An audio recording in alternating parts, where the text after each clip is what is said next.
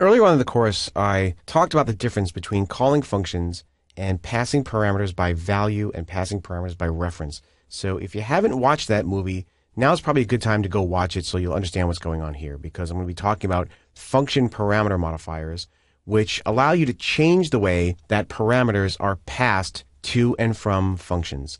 So let's just take a quick recap to see how things normally work. Suppose I had a function that takes an integer parameter and it looks like this. And inside that function, I have a piece of code that adds the number 10 to whatever that integer parameter was passed. Now, if I call it from another function that looks like this, and I have an integer named x, and I initialize it to the value of 10, and then I call my function, the code that's inside my function does not change the value of the x variable in the test function down there below.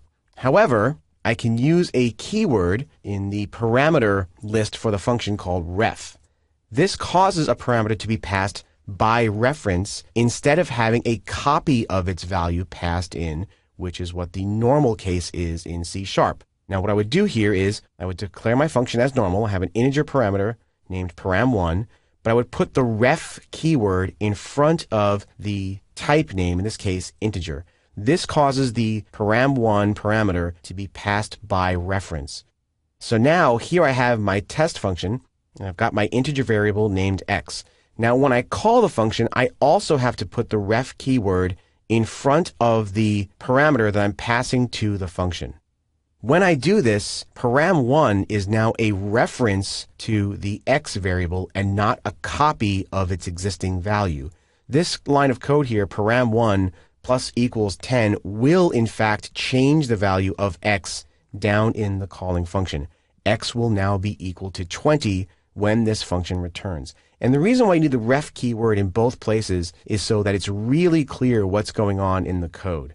So you can deliberately do this when you want to be able to change the value of parameters that are passed to functions. So let's take a look at one more example.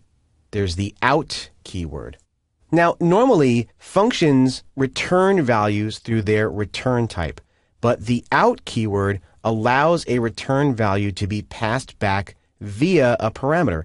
And you would use this in cases where you wanted a function to be able to pass back more than one result. So let's take a look at an admittedly contrived example. Suppose I had a function named square and root root takes a number as its first parameter, and I want it to return both the square of that number and the square root of that number. I could pass in a parameter named sq, which would be the square, and I put the out keyword in front of it.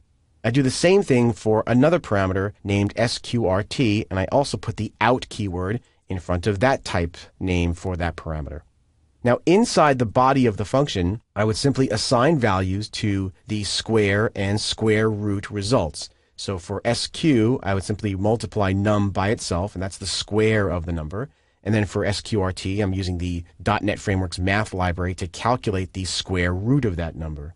When I call this from a function, say, named test, and I pass in the parameters, you'll notice that I have to put the out keyword in front of the parameters that I'm passing in.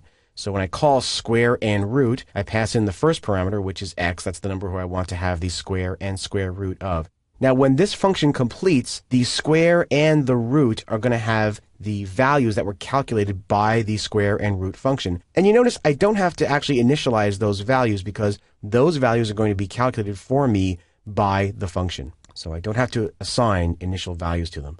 Now, it's one thing to hear me yammer on about it. Let's actually go over to the code and actually watch it work. Okay, so here I am in my func param modifiers project, and I've got my snippets open to the code for this example. So first I'm going to copy this function, which is the square and root function. Copy that and put it over in my code. Okay, and that's the function that we're going to call. And you can see I'm using the out keyword right here on line 10 to indicate to the compiler that sq and sqrt are going to be out parameters. And I'm going to copy the code I'm going to call it with, and we'll put that down here in the main function. Okay, I'll put a line there.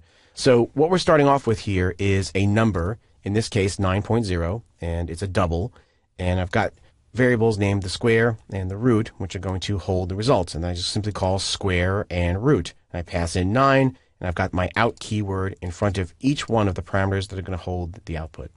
And I've got a console.writeLine call that says, hey, the square of this number is this, and its square root is this. And I'm just passing in those results to the writeLine function. So everything looks good. I hit F6, and it builds just fine. Now let's run it. And you can see that the square of 9 is 81, and its square root is 3. So it works just as we expected it to, and you can use the out keyword and the ref keywords to change the way that parameters are passed to and from functions.